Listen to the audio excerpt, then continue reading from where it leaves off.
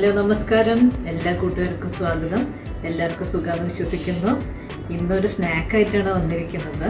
ഇതിനെ നമ്മൾ തൈര് പക്കോട എന്ന് പറയും. പക്കോട തന്നെ അതിൽ തൈരും കൂടെ ഒക്കെ ആഡ് ചെയ്തിട്ട് നല്ല ടേസ്റ്റി ആയിട്ടുള്ളൊരു റെസിപ്പിയാണ്. അപ്പോൾ ഇതെങ്ങനെ ഉണ്ടാക്കണമെന്നൊന്ന് കണ്ടു നോക്കാം.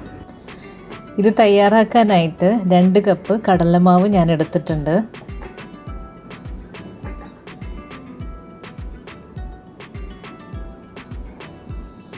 പിന്നെ ഒരു 1/2 ടീസ്പൂൺ മുളക് പൊടി, ആവശ്യത്തിനുള്ള ഉപ്പ്, പിന്നെ LGയുടെ കായം പൊടി ചേർത്തിട്ടുണ്ട് കുറച്ച്. എന്നിട്ട് നമുക്കിതിനെ ഒന്ന് മിക്സ് ചെയ്തെടുക്കണം.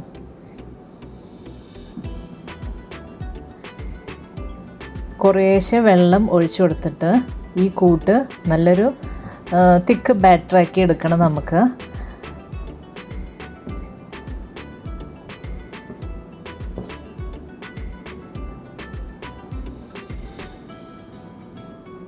അപ്പം ഞാൻ കുറേശ്ശെ വെള്ളം ഒഴിച്ചിട്ട് ഇതിനിങ്ങനെ ഇളക്കി എടുത്ത് വരികയാണ്.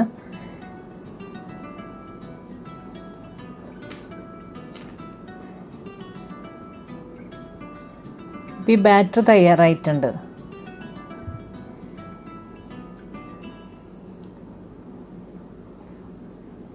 ഇനി നമുക്ക് വേണ്ടത് ഒനിയനാണ്, അതായത് സവോള. 2 മീഡിയം സൈസ് സവോള ഞാൻ സ്ലൈസായിട്ട് അരിഞ്ഞിട്ടുണ്ടായിരുന്നു. അപ്പോൾ അത് ഈ കൂട്ടിലേക്ക് ഇട്ട് കൊടുത്തിട്ടുണ്ട്. എന്നിട്ട് നമുക്ക് നന്നാക്കി യോജിപ്പിച്ചെടുക്കണം. ഇതിനെ നമുക്ക് മാറ്റി വയ്ക്കാം.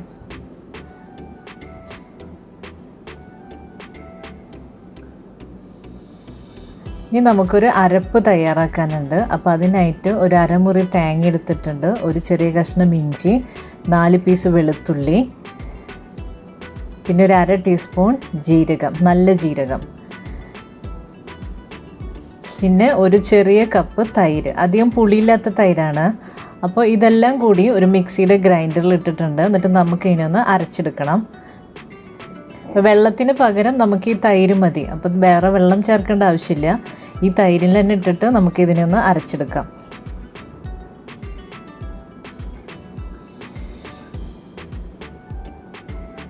കുറച്ച് ഉപ്പ് ചേർത്തിട്ടുണ്ട്.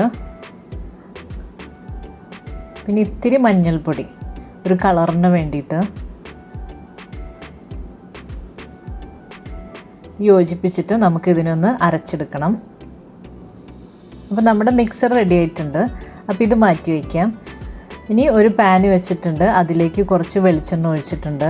എന്നിട്ട് നമുക്ക് ഈ കൂട്ടി വെച്ച ഒനിയൻ കൂട്ടുണ്ടല്ലോ, അത് ചെറുതായി കുറേശ്ശെ 1 ടീസ്പൂണിൽ കോരി വെച്ച് നമുക്കിതിനൊന്ന് വറുത്തെടുക്കണം. അപ്പോൾ ഞാൻ ഈ കൂട്ടിലേക്ക് കുറച്ച് കറിവേപ്പില പൊട്ടിച്ചിട്ട് ഇട്ടിട്ടുണ്ട്. നല്ല ഫ്ലേവർ ഉണ്ടായിരിക്കും അപ്പോൾ. എന്നിട്ട് നമ്മുടെ ഓയിൽ ചൂടായിട്ടുണ്ട്. അപ്പോൾ ഇതിലേക്ക് കുറേശ്ശെ നമ്മുടെ ഈ കടലമാവിൻ്റെ കൂട്ടയിലേക്ക് ഒഴിച്ചു കൊടുത്തിട്ടുണ്ട്. എന്നിട്ട് നമുക്ക് ഈ ഉള്ളീനെ വറുത്തെടുക്കണം.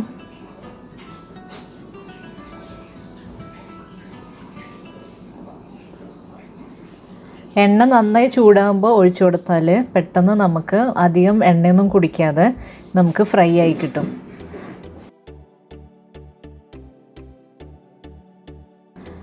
പിന്നെ നമുക്ക് തിരിച്ച് മറിച്ചൊക്കെ ഇട്ട് കൊടുക്കാം. അങ്ങനെ ഒരു ഗോൾഡൻ ബ്രൗൺ വരെ നമുക്കിതിനെ ഫ്രൈ ആക്കി എടുക്കണം. ഗോൾഡൻ ബ്രൗൺ ആയിട്ടുണ്ട്. നമുക്കിങ്ങനെ വറുത്ത് കോരാം. എന്നിട്ട് ബാക്കിയുള്ള കൂട്ട് ഇതുപോലെ ഫ്രൈ ചെയ്തെടുക്കുക. അപ്പോൾ ഞാൻ എൻ്റെ ഒനിയൻ കൂട്ടൊക്കെ തയ്യാറായിട്ടുണ്ട്, അതായത് പക്കോട തയ്യാറായിട്ടുണ്ട്.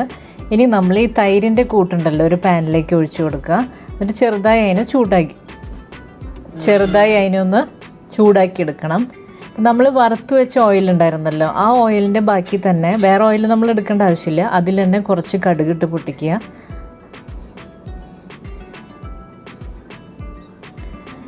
പിന്നെ 2-3 വറ്റൽമുളക് ഇട്ടിട്ടുണ്ട്, കുറച്ച് കറിവേപ്പില. എന്നിട്ട് ഈ തൈര് ചൂടാക്കി എടുത്തില്ലേ, ആ തൈരിലേക്ക് നമ്മൾ ഈ വറുത്ത് വെച്ചിട്ടുള്ള ഉള്ളി, അതായത് പക്കോട, അതിനെ കുറേശ്ശെ ഇട്ട് കൊടുക്കുക. നമ്മുടെ ആവശ്യത്തിനനുസരിച്ച് അതിലേക്ക് ഇട്ട് കൊടുക്കാം.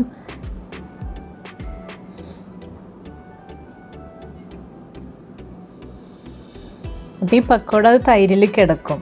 എന്നിട്ട് അതിൽ മുക്കി നമ്മൾ കഴിക്കാം. അതിപ്പോൾ നമ്മൾ വേറെ മുക്കേണ്ട ആവശ്യമില്ല, അതിൻ്റെ ഉള്ളിൽ നിന്ന് തന്നെ എടുത്ത് നമുക്ക് കഴിക്കാം. അപ്പോൾ നമ്മൾ ഈ വറുത്ത് വെച്ച കടുക് ഒക്കെ ഇതിലേക്ക് ഇട്ട് കൊടുക്കുക. അപ്പം നമ്മുടെ തൈര് പക്കോട തയ്യാറായിട്ടുണ്ട്. വളരെ സിമ്പിളാണ്, ടേസ്റ്റിയാണ്. അപ്പോൾ ഇതെല്ലാവരും ഒന്ന് പരീക്ഷിച്ച് നോക്കുക. അടുത്തൊരു കിടിലൻ റെസിപ്പിയുമായി ഇനിയും കാണാം. നന്ദി.